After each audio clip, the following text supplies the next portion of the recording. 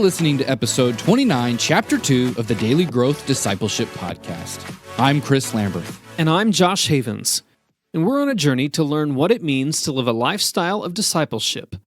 We're glad you're joining us and hope that as you set aside this time for God, that He will help you grow today in the everyday moments of life.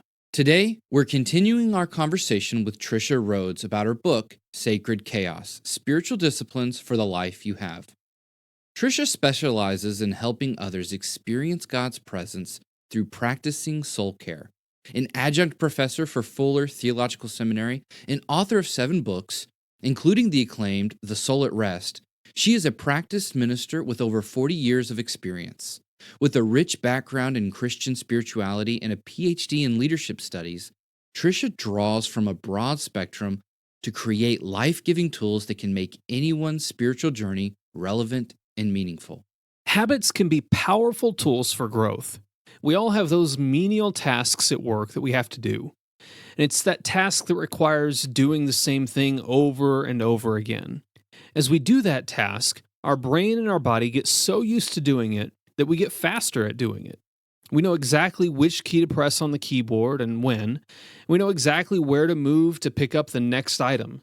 We develop habits.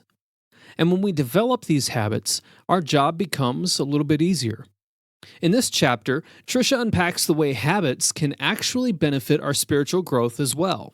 Because the more we practice a habit, the more natural it becomes to keep doing it.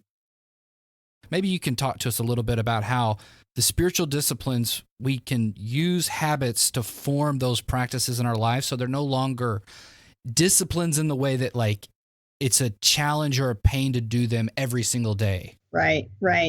Yeah, so maybe I can come back sometime and talk about, I wrote a book, my more recent book called The Wired Soul, and it really gets into how the brain and habits make such a difference. So if you do something repetitively long enough, it lays these neural pathways in your brain and it becomes second nature. So just the same way we can drive a car without thinking about it, we can actually establish some spiritual disciplines that become so deeply rooted in our brains that they come naturally to us.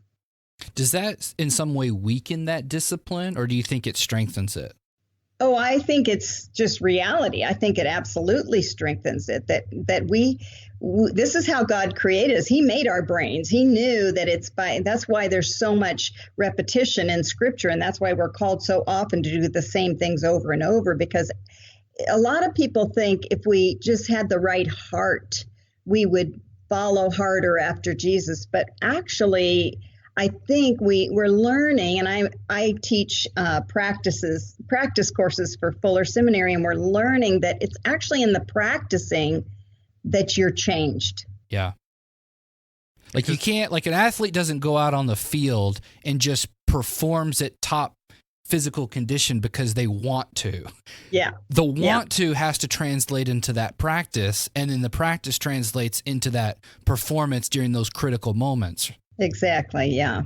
And so I think you're right. If we can use sort of that desire that we have in those moments to establish those habits and establish those practices, then they end up translating into real performance. My only issue is I can, again, I'm trying to act on behalf of the audience here and here, sometimes habits get a bad rap, or as far as bad habits, or we sometimes have a sense that if we're not having a fresh move of God all of the time, that it's somehow we've gone into Pharisaism or legalism. That's been my struggle in the past. It's I want to do things.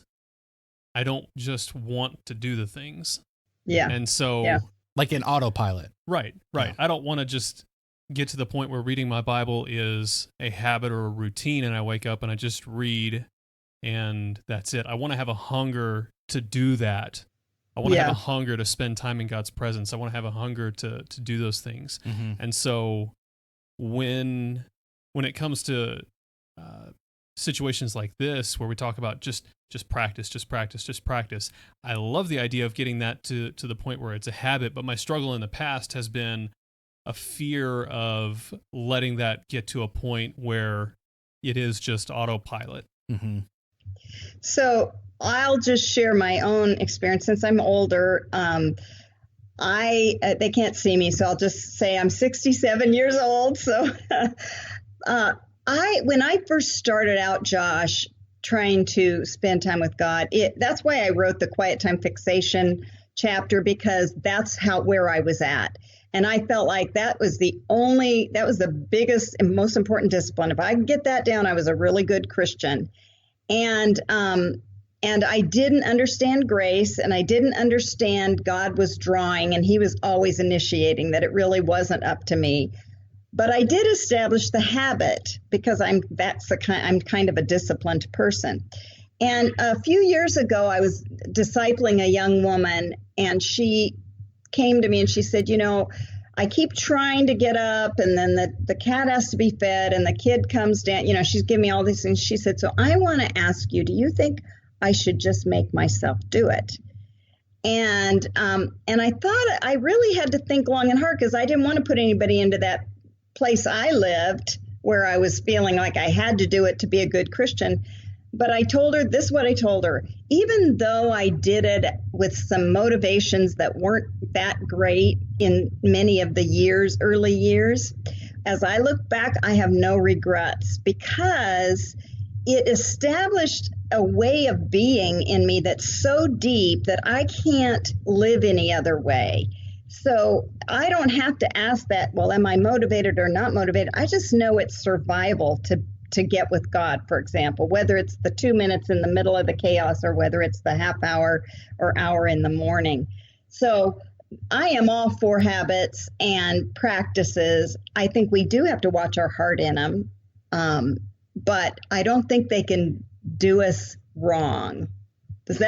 And you can push back on that, because I'm kind of a work in progress there. That makes sense. It really, to me, comes down to a matter of the heart. I don't think I would ever get to the point where I'm practicing a habit and just completely let go. That's just not the kind of person I am. But I'm afraid of that. So because full disclosure, I've really struggled with legalism and perfection for a lot of my life, and so God's bringing me out of that, showing me grace and things like that, and so based on what God's done in my life, I don't think I would move to just completely letting go and letting the habit just become something that I did without really any thought to it. Right. It's really just something that I'm afraid of. But I totally agree. I can see the value in getting the habit there. Once it's established, then it's a matter of looking for God in those moments. And for me, it seems like the more I set those times aside, regardless of when they are or how I do them, it's a place to meet God. And so for me, it's really about my heart. Is my heart in this position where I'm looking for God in those moments, where I'm looking for God to meet with me and for me to meet with God in those moments? And the habit then just becomes the opportunity for that. Exactly. They just create the space. And, I know theologians say they're a means of grace. So if we can just see it that way, rather than they're a way to become something or a way to be something, a way to impress God or a way to make God pleased, or if we could just see them as a way to open up space for God, whatever the space might look like in our life at the time. That's why it's spiritual disciplines for the life you have.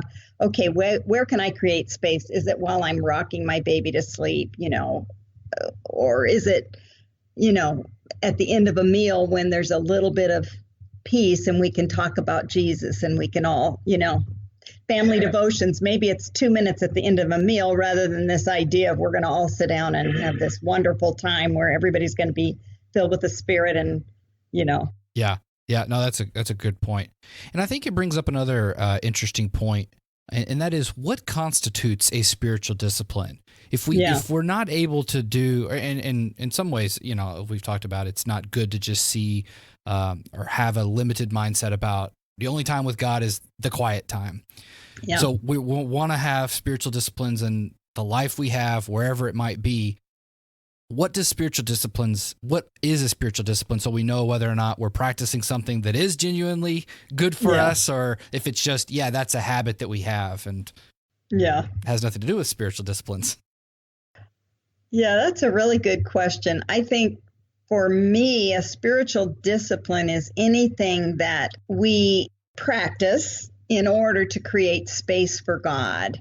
And it can be a wide range. It can be reading a psalm once a day. That's a spiritual discipline.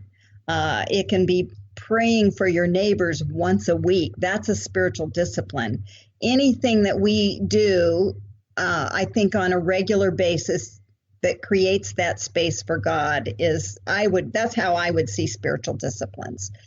There's also just then the response that opens up the space, but then that enables us in all the chaos to connect with God. I'm just saying the disciplines help us connect with Him, because if we don't do anything and our lives are chaos, which they are, it's really hard. We get to the end of a day and we think, man, I didn't even think about God all day. That's just reality, I think. Yeah. And learning to, what I've had to learn from that is to accept that was this day and not beat myself up about it. Right. So Josh and I have had lots of conversations about that. And so it's sort of, you have to live into that intention and say, you know what, for whatever reason, I messed up the day, or this was, sometimes that's just what the day required. And I think God smiles on us and says, I was with you the whole time. You only got through it because of my grace. And so sometimes just recognizing that is a spiritual discipline. Habits have the potential to transform the way we walk with God. Thanks to recent brain research, we know that habits physically rewire our brains in the way they work. So when we make walking with God through the spiritual disciplines a habit, we literally change. Knowing this allows us to hack our brains, if you will. So we make walking with God through the chaos of life our default mode. Instead of wishing you paid more attention to spiritual things or wanting to hear God speak into your life more, your habits of taking God with you through the chaos changes your response. You change your wishes into actions because you've conditioned yourself to respond in those ways. So instead of hoping you have what it takes to walk close with God during the chaotic moments of life, apply your willpower to create systems of habits that will train you to look to God throughout the day and respond to Him when you see Him move. Then, when the chaos comes, you won't be swallowed by it, but it will be transformed into a sacred moment for God to grow in you.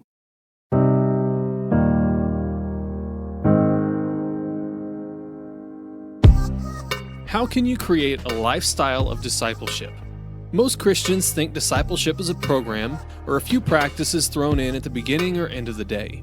But we want to help you create a lifestyle where walking with Jesus throughout the day is not only possible, but natural. And we have a tool that's going to help you do just that. It's called the Daily Growth Journal. It's a guided journal that's going to help you become secure in your identity with God and authentically walk with Him in your daily life. Growing daily in your walk with Christ is possible if you cultivate a lifestyle of discipleship, and the Daily Growth Journal will help you do just that.